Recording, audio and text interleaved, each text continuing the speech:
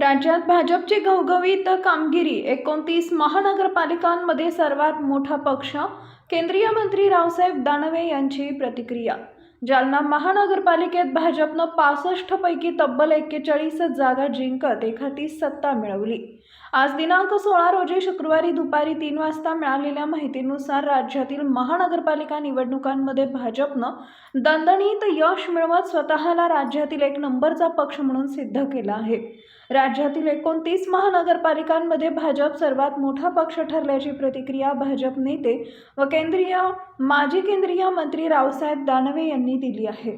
जालना महानगरपालिकेत भाजपनं 65 पैकी तब्बल 41 जागा जिंकत एखादी सत्ता मिळवली आहे. या ऐतिहासिक विजयामुळे जालन्यात पहिला महापौर भाजपचाच होणार असल्याचं चित्र स्पष्ट झालंय. भाजपच्या या घवघवीत यशामुळे कार्यकर्त्यांमध्ये उत्साहाचं वातावरण आहे. दरम्यान शिवसेना, उबाटा आणि राष्ट्रवादी काँग्रेस, शरद पवार गट यांचे जे काही नगरसेवक निवडून आले आहेत तेही भाजपसोबत येतील असा दावा दानवे यांनी केला आहे.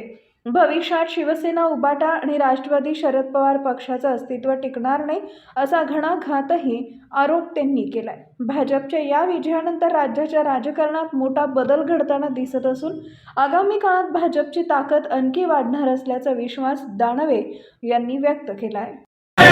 महाराष्ट्रामध्ये नगरपालिकेच्या निवडणुकीमध्ये भारतीय जनता पार्टीनं जी घोडदौड केली आणि राज्यातल्या मतदारांनी जो मतदार कौल दिला त्यामध्ये भारतीय जनता पार्टी ही एक नंबरची पार्टी ठरली. त्यानंतर आत्ता ज्या काही महापालिकेच्या 29 महापालिकेच्या निवडणुका झाल्या, आमच्या अंदाजाप्रमाणे या 29 महापालिकेमध्ये सुद्धा सर्वात मोठा पक्ष हा भारतीय जनता पक्ष राहील असं आम्ही अगोदरच सांगितलं होतं. आणि त्याप्रमाणे महाराष्ट्रामध्ये सर्वात जास्त महापालिका या भारतीय जनता पार्टीने जिंकलेल्या आहे. त्याचं कारण आहे की देशामध्ये या देशाचे प्रधानमंत्री नरेंद्रभाई मोदी यांचं नेतृत्व, राज्यामध्ये देवेंद्रजी फडणवीस यांचं नेतृत्व, त्यांच्या नेतृत्वाखाली या निवडणुका लढल्या गेल्या आणि त्यांच्या कामावर लोकांनी शिक्कामोर्तब केलं आहे. मी आपल्याला सांगू इच्छितो की मी मागच्या काळातही म्हणलं होतं की या निवडणुकीनंतर शिवसेना आणि राष्ट्रवादी हे दोन्ही पक्ष हे अस्तित्वात राहणार नाही आणि ज्या काही जागा त्यांच्याकडे आत्ता निवडून आल्या यातले बहुतांश नगरसेवक हेही आता त्यांच्यासोबत राहणार नाही. त्यांना त्यावेळेस माझ्या बोलण्यात जरी वाईट वाटलं असेल तर त्यांनी ते वाईट वाटून घेऊ नये. माझं मत आहे की हा विजय भारतीय जनता पार्टीचा विजय आहे, हा भारतीय जनता पार्टीच्या कार्यकर्त्यांचा विजय आहे. आम्ही सर्वप्रथम आता या सर्व आमच्या मतदाराचं अभिनंदन करतो, त्यांचे आभार व्यक्त करतो आणि प्रामुख्यानं छत्रपती संभाजीनगर आणि जालना ही महापालिका पूर्ण बहुमतानं आमच्या ताब्यात आली आहे.